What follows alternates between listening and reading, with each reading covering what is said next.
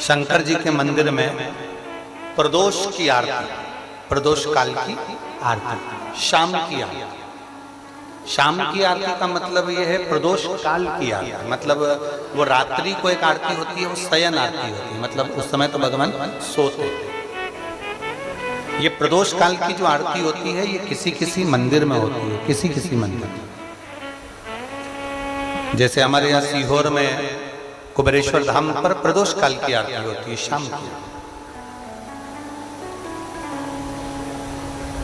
किसी किसी के स्थान पर प्रदोष काल की आरती का दर्शन होता है, कहीं कहीं, नहीं तो ज्यादातर रात्रि में लोगों को आरती होती है, सुबह होती है, भोर की हो जाती है, काकड़ हो जाती है, भस्म आरती हो जाती है, ये सब होती है। पर प्रदोष काल का कभी मौका लग जाए जिंदगी में, एक आध बार कभी ऐसा योग लग जाए तो शिव जी के मंदिर में, चाहे वो भस्म आरती हो, काकड़ आरती हो, मंगला आरती हो, राजभोग आरती हो, दोपहर की कोई आरती हो, प्रदोष काल की आरती हो, शयन आरती हो, शिवालय में कभी मौका लगे, महीने 2 महीने में, 3 महीने में, हफ्ते में 1 बार 2 बार ऐसा नियम बनाओ कि मुझे अपने आसपास के शिवालय में, शंकर के मंदिर में जाकर मुझे भगवान शंकर की आरती का दर्शन करना है। उस दर्शन का क्या फल होता है? तो शिव महापुराण की कथा कहती है, जब हम भगवान शंकर की आरती उतरते समय, आरती जब ऊपर की ओर जाती है, उस आरती के ज्योत का जब हम दर्शन करते हैं तो वो दर्शन मात्र से हमें 1000 कपिला गाय के दान का फल प्राप्त होगा। 1000 कपिला गौ माता के दान का फल हमें प्राप्त हो जाता है जब शंकर के शिवलिंग की किसी भी शिवालय में, किसी भी देवालय में, कहीं पर, कहीं पर आरती का क्रम थोड़ा ध्यान दीजिएगा, बहुत बहुत ध्यान देने वाला विषय है।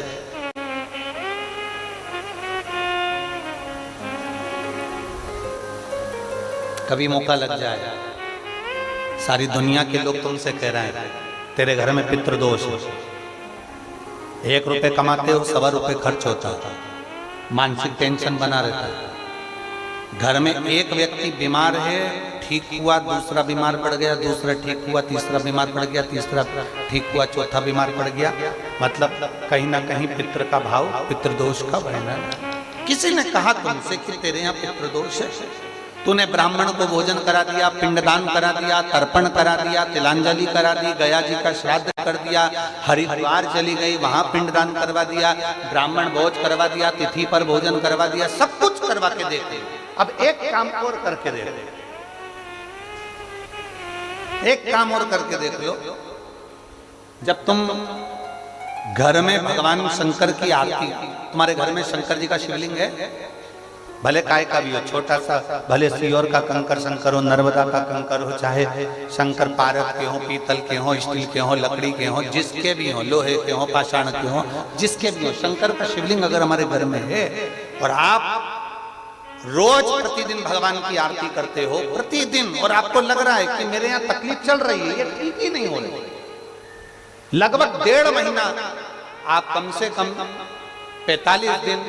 1.5 महीने के करीब में ऐसा प्रयास करना कि भगवान की आरती, शंकर भगवान के शिवलिंग की आरती करने के बाद उस दिए को भगवान के सामने मत रखो, उस दिए को उठाकर जहां तुम पानी का मटका रखते हो, हंडा रखते हो, जिससे तुम पानी पीते हो, तुम्हारे रसोई घर में जो पानी का मटका, हंडा, बाल्टी, आरओ का पानी जिस मटके में गिरता है, हंडे में गिरता है, जिसको हमारे यहाँ पितरों का स्थान कहते हैं, उस स्थान पर, उस मटके के पास में, उस हंडे के पास में, उस बाल्टी के पास में, जहां रसोई घर में पानी रखते हो, उस रसोई घर में पानी जहां रखते हो, उसके पास में उस दिए को भगवान के सामने नहीं रखना, आरती उतारने के बाद उस दिए को ले जाके सीधे परिंडे के पास में, उस हंडे के पास में, मटके के पास में उसको रखो। केवल 1.5 महीना कर कर देखना,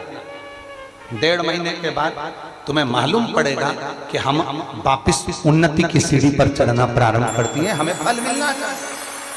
अब तुम्हें ना कहीं जाना है, ना कहीं आना है, ना कोई खर्चा है। खर्चा है क्या? ईमानदारी से बोलो, कोई तुम्हारा लाखों का रुपया लग गया क्या? रोज आरती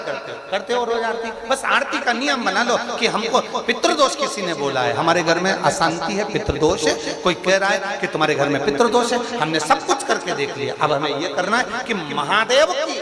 आरती जब होती है तो उसकी ज्योत का दर्शन करने पर 1000 कपिला गाय के दान का पुण्य मिलता है। तो ये पुण्य हम हमारे पितरों को देते हैं, जिससे उनकी मुक्ति हो जाए और हमें आशीर्वाद प्राप्त। उस दिए को नीचे नहीं रखना, आरती उतारने के बाद आरती पूरी हो जाए तब उस दिए को ले जाकर, जब आप